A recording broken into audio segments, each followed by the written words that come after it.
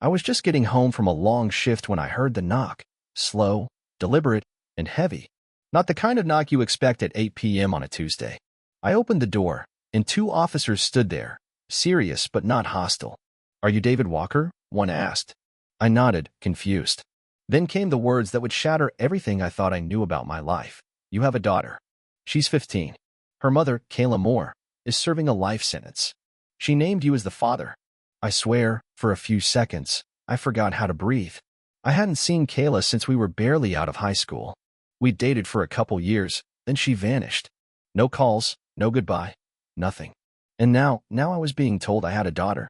A teenage daughter? It felt like someone had just handed me a new life, completely unwrapped, no instructions included.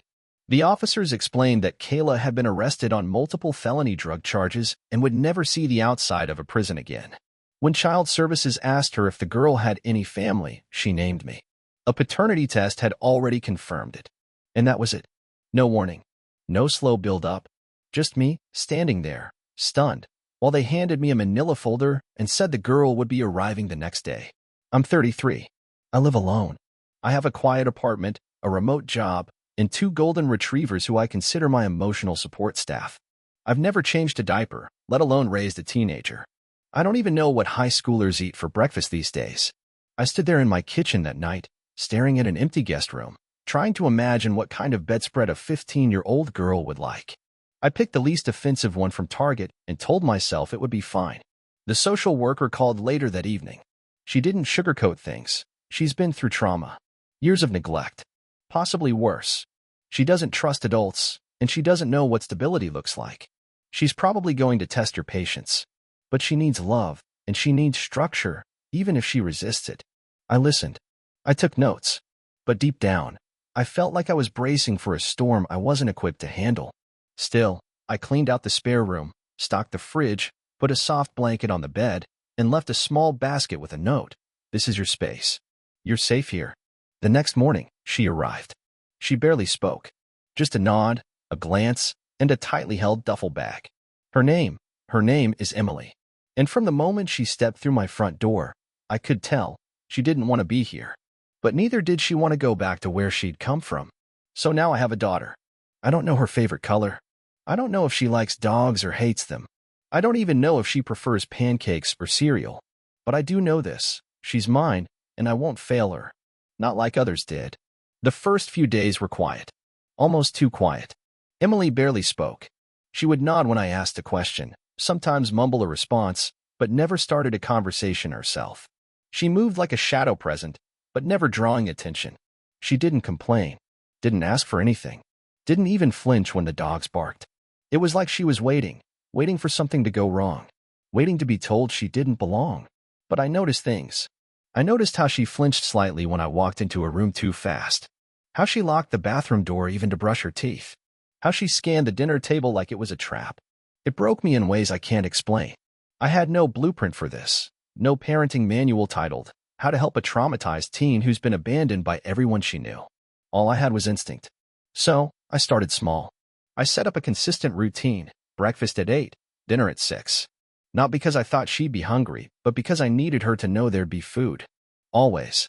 I put a basket of snacks in her room too, granola bars, fruit, crackers, just in case she felt safer hiding food than asking for it.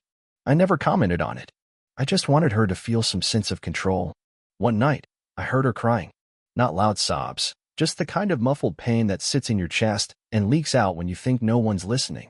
I sat outside her door for nearly an hour, saying nothing, just being there. She never opened the door, but the crying eventually stopped. The next morning, I found a book from my shelf in the living room missing.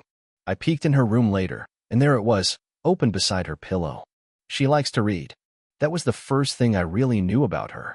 The second came when I offered to take the dogs out and she asked, barely above a whisper, "Can I come too?" We walked in silence for 10 minutes. Then she pet one of the dogs. Then the other. And then, for just a second, she smiled. Not at me. At them. She hadn't smiled at all until that moment. We started walking the dogs every day after that. I didn't ask questions. I didn't pry. I just let the silence sit between us like an old blanket, familiar, but not unwelcome. Later that week, she asked if we had any basketballs. I didn't. But the next day, I bought one. And that evening, we went to the park. She didn't speak the whole walk there. But once she saw the empty court, something lit up in her eyes. She dribbled, shot, missed, then nailed the second shot like she'd never stopped playing. And in that moment, watching her exhale and run free, I realized something. She wasn't just surviving anymore. She was starting to live. And I was going to be there for all of it, no matter how hard it got. 2 weeks in, and I could feel the rhythm changing. Emily wasn't speaking much more, but she no longer avoided eye contact. She'd started leaving her door ajar when she was in her room, a subtle but clear sign that she didn't feel the need to keep the world shut out. And once, she even laughed, softly, when one of the dogs chased his own tail and crashed into a chair. It was like watching sunlight break through a cloud-covered sky. But the cracks were still there. I came home from work early one afternoon and found her sitting at the kitchen table, hunched over her schoolwork, with papers spread everywhere. She didn't notice me at first. Her lips were moving silently as she read, eyebrows furrowed. There was a stillness to her focus, the kind born from someone who's learned that escaping into words and facts is sometimes safer than reality. I didn't interrupt. I just made us some grilled cheese. When I set the plate next to her, she blinked at it, then at me, like she wasn't sure it was meant for her. Then she nodded. Thanks. That was the first unprompted word she'd said to me all day.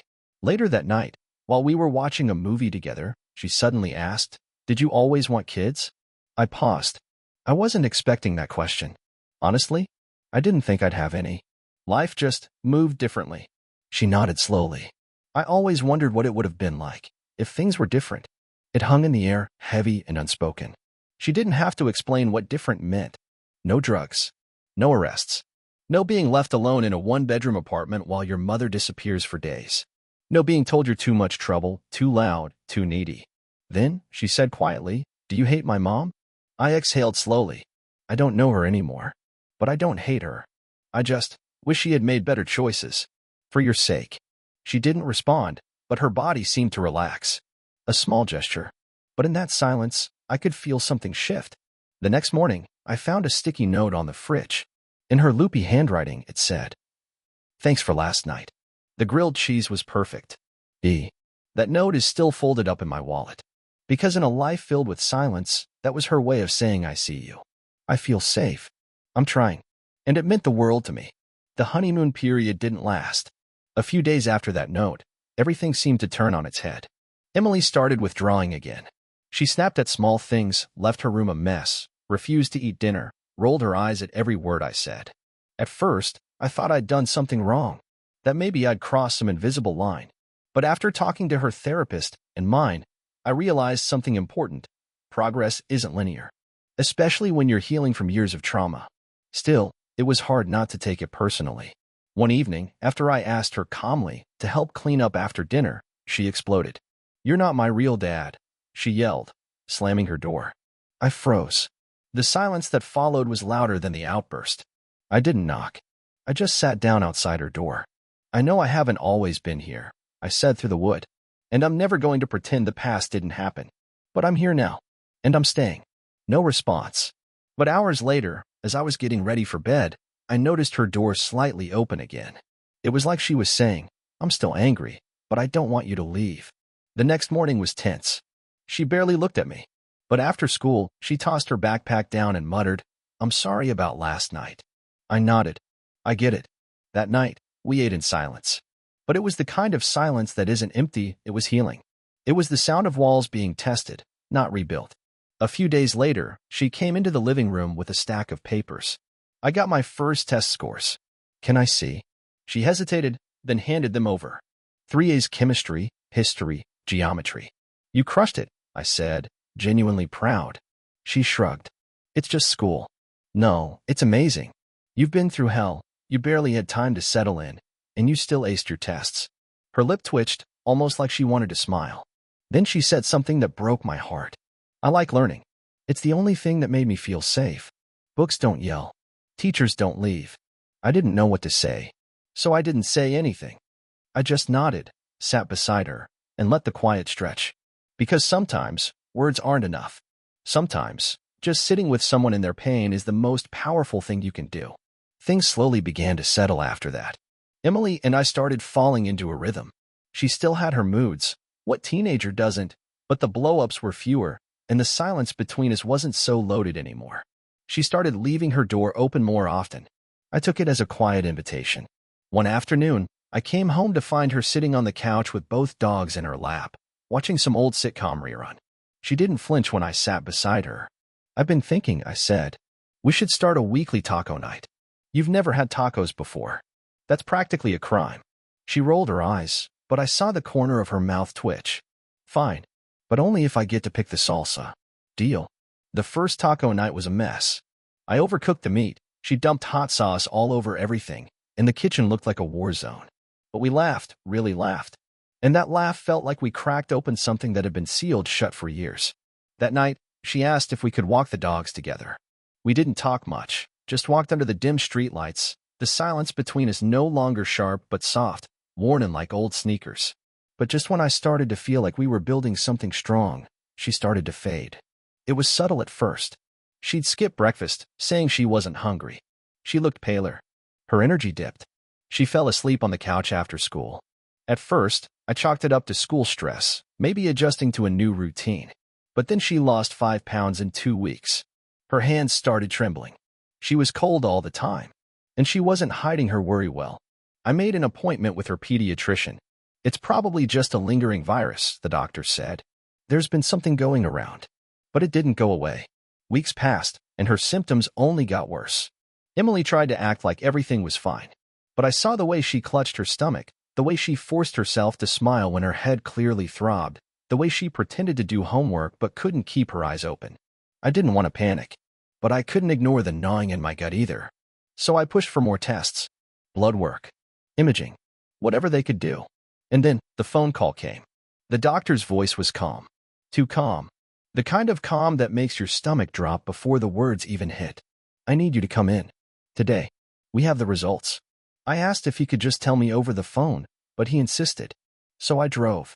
I didn't tell Emily anything other than, "We're going to the doctor, just to check a few things." She didn't protest. That scared me more than anything. We sat in the sterile, too-bright office, both of us pretending not to be terrified. She twirled a loose thread on her hoodie sleeve. I tapped my foot like I was trying to outrun time itself. Then the doctor came in. He didn't sit down. He just looked at me, then at Emily. "Leukemia," he said softly. "It's acute lymphoblastic leukemia." Everything else blurred after that. I felt the air leave the room. I looked at Emily, my daughter, my brave, scarred, beautiful daughter, and her face didn't even register shock. Just a quiet resignation, like life had dealt her another bad hand, and she wasn't even surprised anymore. She didn't cry. She didn't scream. She just asked, "So, what now?" We talked about chemo, hospital stays, medications, nausea, hair loss, pain, schedules. The doctor said it was treatable. He said with the right regimen, with care and support, there was a good prognosis. But all I could see was a 15-year-old kid who had already survived neglect, trauma, abandonment, and now she had to survive this. When we got home, Emily went straight to her room and shut the door. I sat in the hallway, back against the wall, unable to move. I didn't cry, not yet. I just sat there, thinking about how cruel life could be. About how I'd only just met my daughter, and now I might lose her. Later that night, I left a note outside her door. No big speeches. Just one sentence. "I'm here. Always."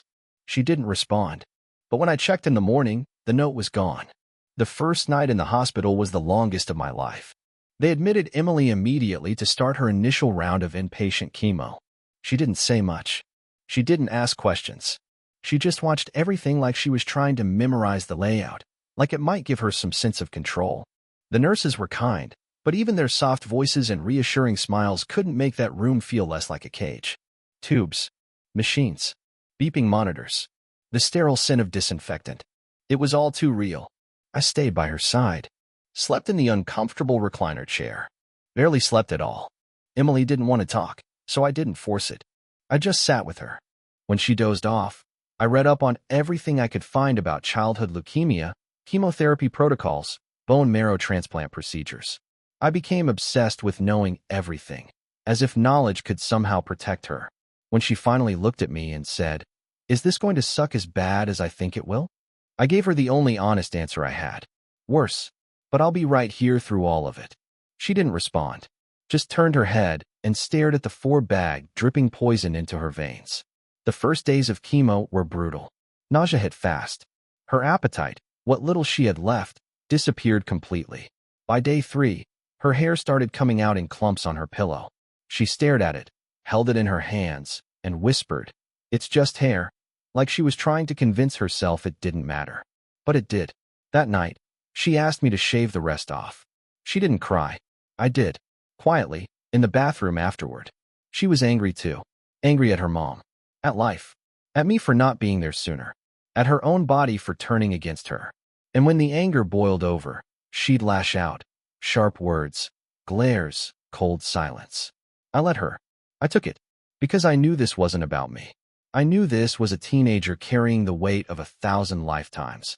And now she was fighting for her actual life. But then, there were moments. Small ones. A smile when I brought her a soft hoodie that smelled like home. A laugh when one of the therapy dogs came in and licked her face. A soft thank you when I stayed up and read to her from a book she used to love. Those little moments, they kept me going. And I realized, I wasn't just fighting for her health. I was fighting for her joy, her hope, her future. It had been nearly 2 weeks since Emily started inpatient chemo. She was pale, weak, and quiet most of the time now.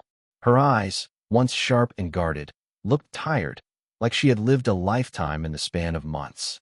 And maybe she had. I brought her favorite blanket from home. Soft, oversized, the one she always curled up with on the couch while reading. I set it on her bed, and for the first time that day, she reached for something on her own. She didn't say a word, just wrapped herself in it like armor. That evening, I was sitting by her bed reading aloud again. She wasn't looking at me, just staring at the ceiling, but I kept reading. She liked it when I read. She'd never admit it out loud, but she wouldn't stop me either. Halfway through the chapter, she cut me off. "Why didn't you come looking for me?" Her voice was hollow, almost too soft to hear, but it hit like a truck. I put the book down. My mouth opened, but nothing came out at first. I'd been bracing for that question, and I still wasn't ready. "I didn't know," I said. "Kay, she never told me. I had no idea you existed. If I had, God, Emily, I would have fought for you. I would have been there." She didn't say anything right away. "Then, you missed everything." "I know," I said. "And I hate that. Every day." Her voice cracked. She made me feel like I didn't matter. Like I was invisible. I moved to the edge of the bed but didn't touch her. "You're not invisible. You never were. You matter more than anything." Tears slipped down her cheeks, but she didn't wipe them away. That night, she fell asleep holding my hand. For the first time, she reached out. And I realized the wall she'd spent 15 years building, brick by brick, wound by wound, had finally started to crack. The next morning, I woke up still in the hospital recliner beside Emily's bed. My hand was stiff. She'd been holding it all night. And I didn't dare move. She was finally sleeping peacefully, the way she hadn't in days. Her face, even pale and worn, looked younger somehow. Like the frightened, guarded girl I'd brought home had taken a step toward feeling safe. When she finally woke up, she didn't let go. She just blinked at the ceiling and whispered, "Can we go home soon?" My throat tightened. Soon. Very soon. Later that day, her oncologist came in with a quiet smile, but heavy eyes. The next phase was going to be tougher. They were preparing for the stem cell transplant. If all went well, it could be her shot at remission, but it would be brutal. Emily listened with that same blank stare she always used when the world overwhelmed her. But when the doctor left, she turned to me. "Is it going to hurt?" I hesitated, then nodded. "Yeah, it will. But I'll be with you through all of it." She bit her lip and looked away. "I don't want to die." That shattered me. I moved to the bed, crouched down beside her, and said, "You're not dying, Emily. You're fighting. And I've never seen anyone fight as hard as you are." She didn't cry this time, but she leaned into me just slightly, enough for me to know she was still in there, still fighting. That night, my sister brought photos, family pictures from when I was a kid, silly Polaroids from college, even a baby photo of me holding my childhood dog. Emily flipped through them slowly. She paused on one of me with my parents, all of us covered in flour after baking cookies. "They look kind," she said. "They would have loved you," I said honestly. "They would have spoiled you rotten." She handed the photo back and whispered, "I think I would have liked them too." We sat in silence for a while after that, but her hand crept toward mine again, and I knew. She wasn't just breaking down walls anymore. She was letting herself imagine a different life. A life where she was wanted. A life where she was safe. The morning of the transplant arrived quietly. No dramatics, no tears, just Emily clutching her favorite hoodie and a worn paperback copy of Divergent, with my name scribbled inside in her handwriting. Property of my dad. Hands off. She looked calm, but I could see it, the fear tucked behind her brave little smile. I was scared too, more than I'd ever admit. But this time, I wasn't alone.